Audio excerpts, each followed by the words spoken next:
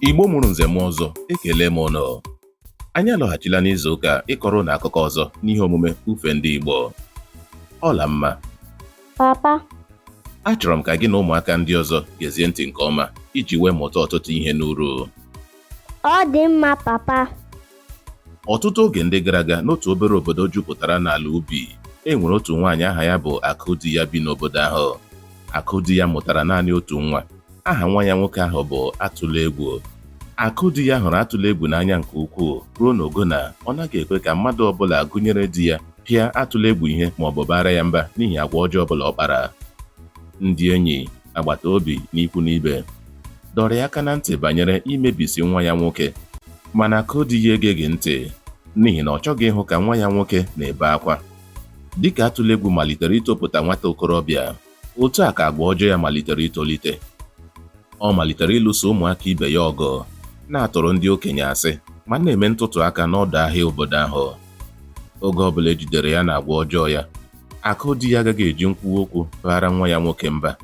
Ọ na-agwa ndị mere mkpesa ahụ na nwa ya nwoke ka bụ nwata. Di ya gbalịrị idozi olu, mana Akụdi ya nabataghị ndụmọdụ di ya ma gwa ya na Atụlegwu bụ nwa nwoke nke ga-emecha tofee ogo agwa ọjọọ ya. Obi gbawara di ya n'ihi dọga nke ya na nwunye ya na-enwekarị banyere nwa ha nwoke, n'ihi ihere na nkọcha nke agwa nwa ya nwoke na-ebutere aha ezinụlọ ha. Di Akụdi ya chụpụrụ Atụlegwu pụọ n'ụlọ ya n'ihi na nwunye ya achọghị ige ntị ka ha abụọ tikọta aka nyepụ nwa ahụ ntaramahụhụ oge ọbụla ọ kpara agwa ọjọọ. Akụdi ya pụrụ n'ụlọ di ya ma soro Atụlegwu gaa chọrọ ụlọ ebe ọzọ. N'ụlọ ọhụrụ a, Atụlegwu gara n'ihu na agwa ọjọọ ya dịka nne ya gara n'ihu ịdọnyere ya ukwu. Ọ na-anabata ngwa ndị o zuru n'ohi n'ime ụlọ ya. Ka ọ dị, mkpụrụ ahụ akụnyere amịpụtala mkpụrụ ọjọọ ugbu a. N'oge a, Atụlegwu agbaala afọ 19 ma bụrụ onye ekperima ama ama nke ọma n'obodo. Otu ụbọchị mmiri zoro nke ọma, Atụlegwu wee buru ọgba tum tum pụọ ma wakpo otu ụlọ ọba ego ndị ọrụ ugbo na-echebe ego ha n'obodo ahụ ma zụọ nkwụtụnkwu ego. Oge ndị uwe ojii malitere ịchụso ya, ọ gbalagara ma jiri ọgba tum tum ahụ kụgbuo otu nwaanyị dị ime nke na-aga n'akụkụ ụzọ. Nwaanyị ahụ dị ime nwụrụ ebe ahụ ozugbo. Ndị uwe ojii gara n'ihu ịchụso ya ma nwụchie ya.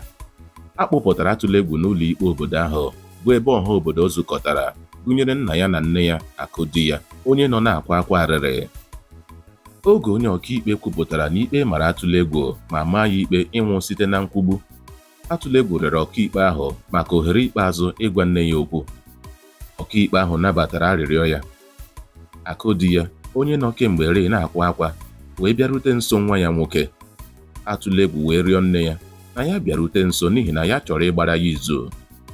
Oge Akụdi ya were ntị ya bịarute nso, Atụlegwu wee tapụ ya ntị ya dịka ọbara jupụtara ebe niile.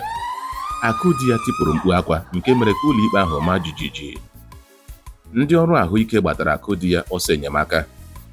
Atụlegwu gwara nne ya, "Ị bụ nnọọ ọjọọ, ị gosighị m ịhụnanya n'ihi na ị hapụrụ m ka m na-eme agwa ọjọọ ndị a ruo n'oge a."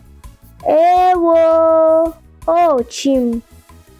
Ndị okenye na-ekwu sị, osisi ọbụla nke na-agbago agbago n'oge ọ na-etopụta agaghị akwụrụ ọtọ ma ọlị.